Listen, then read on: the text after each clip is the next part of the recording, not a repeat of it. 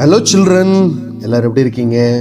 நல்லா இருக்கீங்களா? Very good. உங்கள் அனைவருக்கும் ஆண்டவராகிய இயேசு கிறிஸ்துவின் நாமத்தில் கிரீட்டிங்ஸ், வாழ்த்துக்கள். இன்றைக்கி ஒரு பைபிள் ஸ்டோரி பார்க்கலாமா? இன்றைக்குள்ள Bible story Matthew chapter 10, Mark chapter 6 and Luke chapter 9. மத்தேயு 10ஆம் அதிகாரம், மார்க் 6ஆம் அதிகாரம் மற்றும் லூக்கா 9ஆம் அதிகாரத்தில் உள்ளது. நம்ம எதை குறித்து பார்க்குறோம் அப்படின்னு சொன்னால், ஏசப்பா அவருடைய சீஷர்களை ஊழியத்திற்கென்று அனுப்புகிறத குறித்து நம்ம பார்க்குறோம். சரியா? இப்போ ஏசப்பா அவங்கள அனுப்புறதுக்கு முன்னாடி நிறையா அட்வைஸ் கொடுக்குறாங்க. அதில் ஒரு சில அட்வைஸை நம்ம நேற்று பார்த்தோம். இன்னும் ஒரு சில அட்வைஸை நம்ம என்ன பண்ண போகிறோம், இன்றைக்கி பார்க்க போகிறோம். சரியா? ஸோ ஆண்டவர் என்ன சொல்கிறாங்க, ஏசப்பா என்ன சொல்கிறாங்க சீஷர்கள்ட்ட?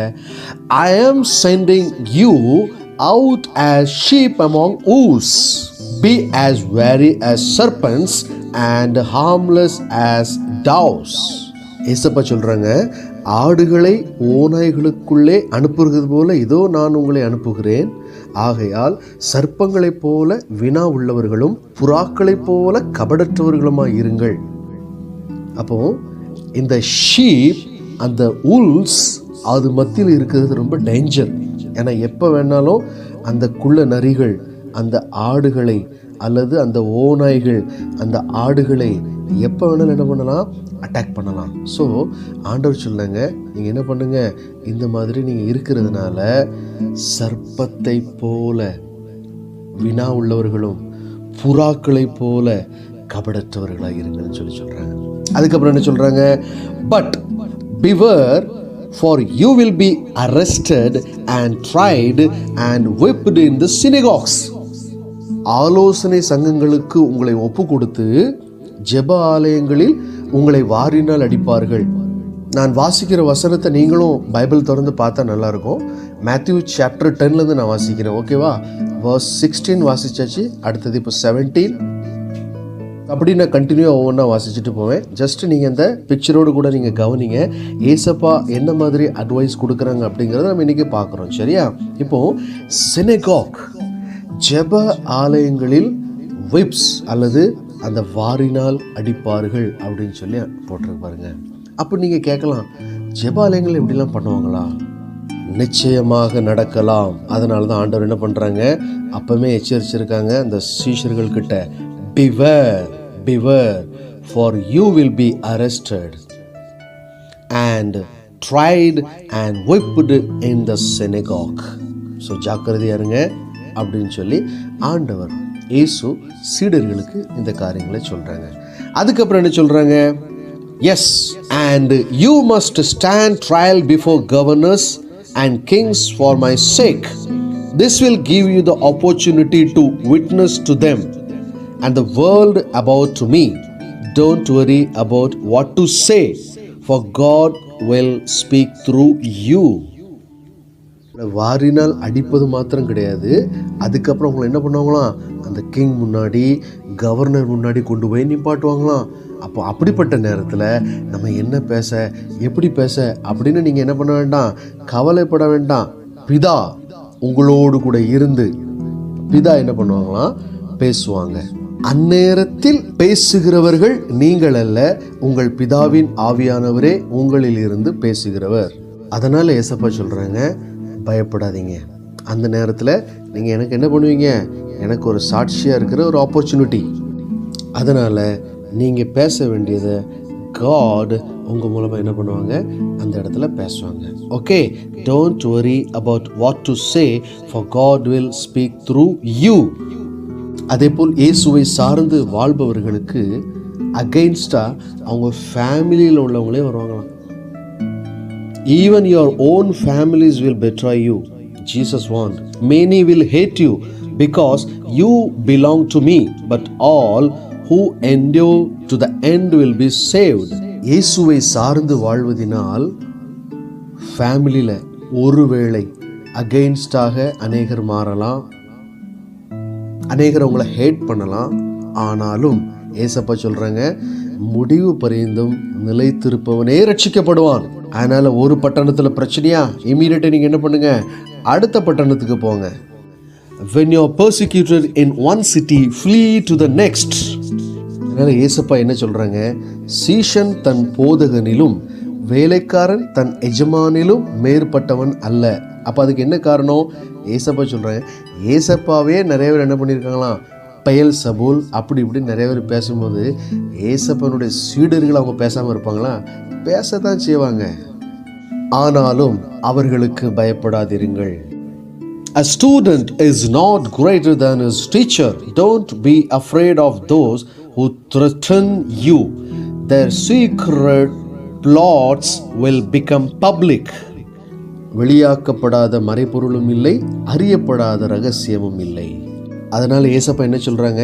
நான் உங்களுக்கு இருளிலே சொல்லுகிறதை நீங்கள் வெளிச்சத்திலே சொல்லுங்கள், காதிலே கேட்கிறதை நீங்கள் வீடுகளின் மேல் பிரசித்தம் பண்ணுங்கள். அப்படி மனசுக்குள்ள நம்ம என்ன பண்ணக்கூடாது? அடக்கி வைக்கக்கூடாது. எல்லாருக்கும் சொல்லுங்க, what I tell you now in the gloom shout out when your daybreak comes. What I whisper in your ears proclaim from the housetops. Don't be afraid. தைரியமா பேசுங்க, பிரசித்தப்படுத்துங்க ஆண்டவருடைய நாமத்தை. அதுக்கப்புறம் ஏசப்பா எப்படி தைரியப்படுத்துறாங்க? உங்கள் சரீரத்தை கொல்ல வல்லவர்களுக்கு பயப்படாமல் உங்கள் சரீரத்தையும் ஆத்மாவையும் நரகத்தில் தள்ள வல்லவருக்கே பயப்படுங்கள் அப்படின்னு சொல்லி ஏசப்பா இந்த காரியங்களை முடிக்கிறாங்க. ஸோ இதுதான் இந்த ஸ்டோரி. ஸோ இந்த ஸ்டோரி மூலமாக ஆண்டவர் நமக்கு கற்றுக் கொடுக்க வேண்டிய ஒரு காரியம் என்ன அப்படின்னு சொன்னால், ஏசப்பா தம்முடைய சீஷர்களை உற்சாகப்படுத்துகிறார், தைரியப்படுத்துகிறார். எப்படிப்பட்ட பிரச்சனை வந்தாலும் பயப்படாதீங்க, யார் மூலமாக பிரச்சனை வந்தாலும் பயப்படாதீங்க. மிஞ்சி போனால் என்ன பண்ணுவாங்க? சரீரத்தை மாத்திரம்தான் அழிப்பாங்க. ஆனால் ஏசப்பா யாருக்கு பயப்பட சொல்கிறாங்க? சரீரத்தையும் ஆத்துமாவையும் நரகத்தில் தள்ள வல்லவருக்கே பயப்படுங்கள். அப்போ நம்ம காட்க்கு தான் அந்த அத்தாரிட்டி இருக்குது, ஏசப்பாவுக்கு தான் அந்த வல்லமை இருக்குது, நம்ம பிதாவானவருக்கு தான் அந்த அத்தாரிட்டி. எது மேலே? நம்ம சரீரத்தின் மேலே, ஆஸ் வெல் அஸ் நம்ம ஆத்மா மேலே, நம்ம body as well as our souls. நமக்கு இப்படிப்பட்ட ஒரு சரீரத்தை கொடுத்ததும் ஆண்டவர் தான். நமக்குள்ள தம்முடைய சுவாசத்தை ஊதி தம்முடைய ஆத்மாவை தந்தவரும் நம்முடைய ஆண்டவர் தான். எனவே நம்முடைய சரீரத்தின் மீதும் நம்முடைய ஆத்மாவின் மீதும் நம்மை விட அதிகமான அக்கறை யாருக்கு உண்டு அப்படின்னு சொன்னால் ஏசப்பாவுக்கு உண்டு, நம்முடைய ஆண்டவருக்கு உண்டு. எனவே நமக்கு நரகம் வேண்டாம், நரகத்துக்கு போகும் வழியும் வேண்டாம். நரகம் ரொம்ப கொடூரமானது, அது அக்கினி கடல் போல காணப்படும். அந்த இடத்துல மரணமே கிடையாது, உங்களுடைய ஆத்மா அழியாம துடிக்கும். எனவே இந்த நரகம் வேண்டாம், நரகம் வேண்டாம். நம்மெல்லாம் யாரு? பரலோக ராஜ்யத்தின் பிள்ளைகள், ஏசப்பாவின் பிள்ளைகள். எனவே இந்த பரலோகத்தின் பிள்ளைகள், பரலோக ராஜ்யத்தின் பிள்ளைகள் இந்த வேர்ல்டில் எப்படிப்பட்ட ட்ரபிள் வந்தாலும் அதை ஓவர் கம் பண்ணுவாங்க, எப்படிப்பட்ட ட்ரையல் வந்தாலும் அதை ஓவர் கம் பண்ணுவாங்க. எனவே பரலோக ராஜ்யத்தின் பிள்ளைகளாகிய நாம் இந்த உலகத்தில் பரலோகம் செல்வதற்கு தடையாக இருக்கும் எப்படிப்பட்ட ட்ரபிளாக இருக்கட்டும், எப்படிப்பட்ட ஆப்ஸ்டிக்கலாக இருக்கட்டும், எல்லாத்தையும் நம்ம என்ன பண்ணுவோம்? தாண்டி தேவனுடைய ராஜ்யத்தை சுதந்திரித்து கொள்ளணும். இதை நினைவுபடுத்தும் வண்ணமாக ஒரு வசனத்தை தியானிப்போம். அந்த வசனம் எங்கே இருக்குது அப்படின்னு சொன்னால், James chapter 1 verse 12. Blessed is the one who perseveres under trial, because having stood the test, that person will receive the crown of life that the Lord has promised to those who love him. யாக்கோபு 1:12. சோதனையை சகிக்கிற மனுஷன் பாக்கியவான், அவன் உத்தமன் என்று விளங்கின பின்பு கர்த்தர் தம்மிடத்தில் அன்பு கூறுகிறவர்களுக்கு வாக்குத்தத்தம் பண்ணின ஜீவ கிரீடத்தை பெறுவான். ஜீவ கிரீடம், crown of life.